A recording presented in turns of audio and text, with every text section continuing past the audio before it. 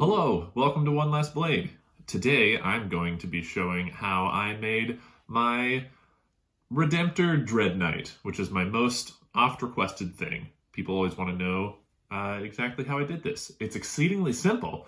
The hardest part for me was finding a Redemptor Dreadnought these days. Games Workshop is out of stock, and I haven't been able to find any in any stores. So I bought this thing, the Dark Angels Combat Patrol, because there's a Redemptor Dreadnought in there. I don't need any of these guys, so if anybody wants to buy some Space Marines, let me know. But anyway, you need a Redemptor Dreadnought, sprues, and a Dreadnought. And we're going to smash them together and make one of these. It's going to be great. So the first thing, the body of this is largely just the Redemptor. So I'm going to set him aside for now, and I'm going to build the body of the Redemptor Dreadnought real quick. So partway through constructing the Redemptor chassis, we come to the first modification we're going to make. We're not putting the sarcophagus in there.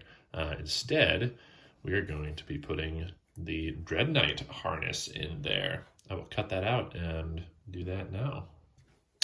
It's tricky to film this while I'm working on it, but you can see, so I've glued the top part there and the little thing with the little lights and sensors and stuff. The harness for the Dreadnought fits in there almost perfectly. It's very, very nice.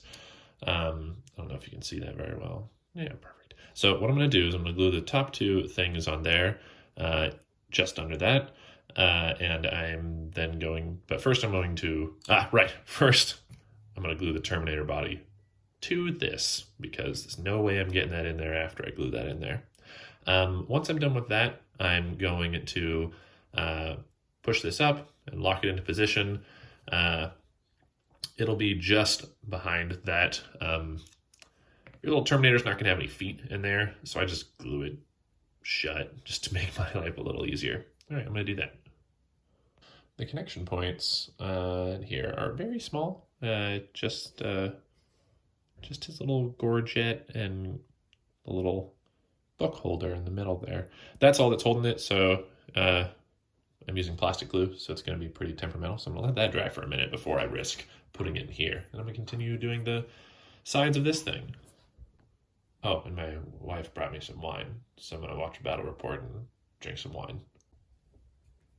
I've decided I'm just going to be giving you notes as I'm building.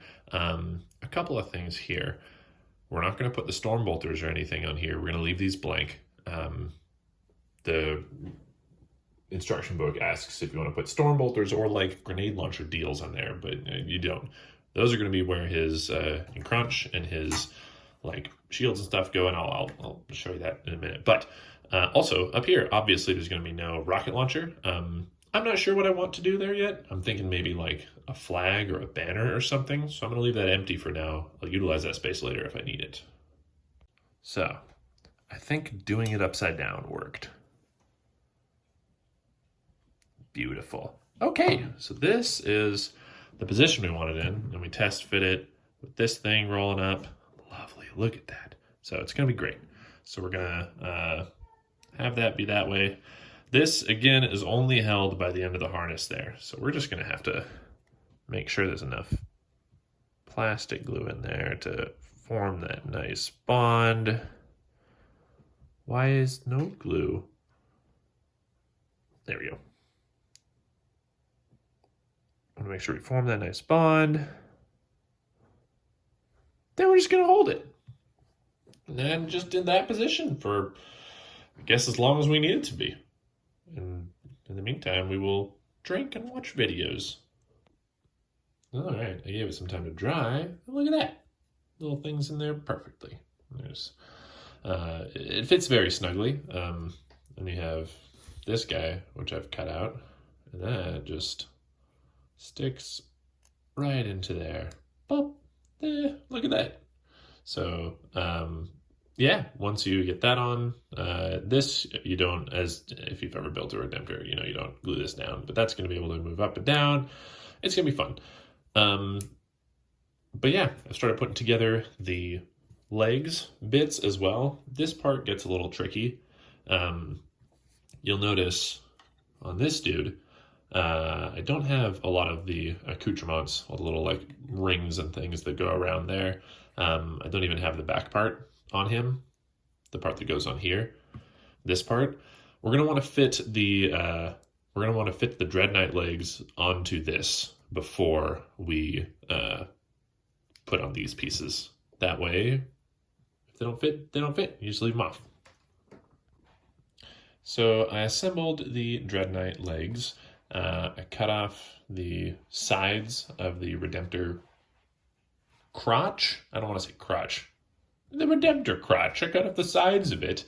Glued those on, let them sit for a while. Got all the armor plates and everything. And these little bits right here on top of the legs, normally for the Dreadknights, they are bare, exposed. This is a bit from the Dreadknight kit. I'm not sure what, but you'll recognize it. It's a little square-ish curved bit that goes in there.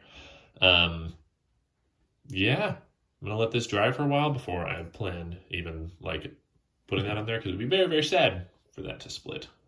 So the Dreadnought arms, unfortunately, are super static. There's no real posability or anything with them. You can, if you want, cut out the like webbing between the armor, like the joints. That's a lot of work. I don't want to do it. So instead, I just modeled them up. Yeah, doing a silencer and a psi cannon. I think those are good. And there's a weird quirk in the rules right now where a Gatling silencer is free on a Dreadnought for some reason. I don't know why, but the recent points fact said that that was the case. Anyway, these are just going to go right in there. They're going to look silly. That doesn't look good. Once we get those in there, though, we're going to get the Dreadnought shoulder onto that, kind of wedge it in there and up so it kind of melds between the chassis and the arm. You'll see. Okay, so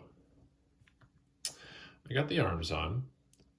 It's an alright pose. It's going to be fun. I imagine I'm just shooting forward like that.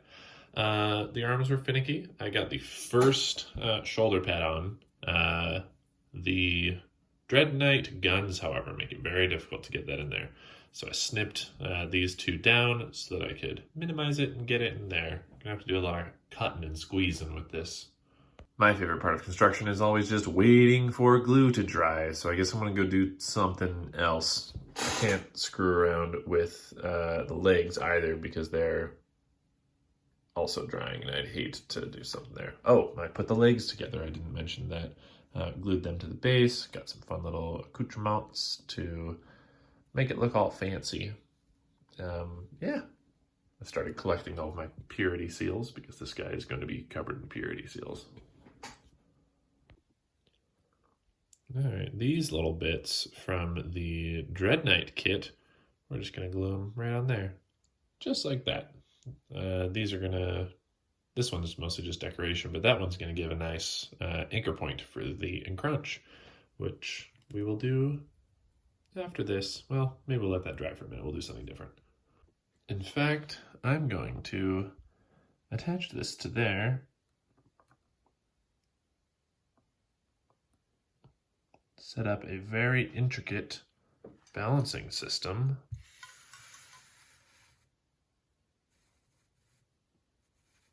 Perfect. Oh, better angle for you. Now, he's going to rest like that tonight. And I will come back at this project tomorrow when everything is dry and clean and we don't have to worry about anything coming free when we're trying to put on all the decorations and everything. Now it is tomorrow, and he is all firm and stuck together.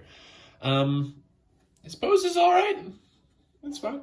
I think he kind of tilted a little bit against the mug there. I probably could have set up a better scaffolding for him, but it's not going to be bad. Similar size, so he's going to be great. Now's the time to just start adding bits. He is a Grandmaster. This is important, so a Iron Halo is necessary. Otherwise, how are we going to show that he is a Grandmaster and separate from the other Dreadknights? To make a very simple Grey Knights chapter badge, I just take one of the Paladin back books here. I cut off the bottom part of it, And now I'm going to shave off the back there and just put it right there to show that he's part of the Grey Knights. Oh no, you can't see out of that, what? There we go, trimmed away. Now you can see out like an adult. And of course, no self-respecting Grey Knights HQ would be complete without just being blistered with purity seals. And there you have it. As you can tell, he looks hopefully pretty HQ-ish, pretty regal and ready to command forces. I'm equipping this guy with a hammer, but as you can see, I've already done a little bit of paintwork on the hammer. This is a hammer for a different Dreadknight at one point that I just didn't want to use. So I'm going to prime him like this, and then I'm going to glue the hammer on afterwards so that I don't undo the little bit of work that I had. Yeah, I'll paint him up. It's going to be a good time. Hopefully he's going to kick some serious demon ass.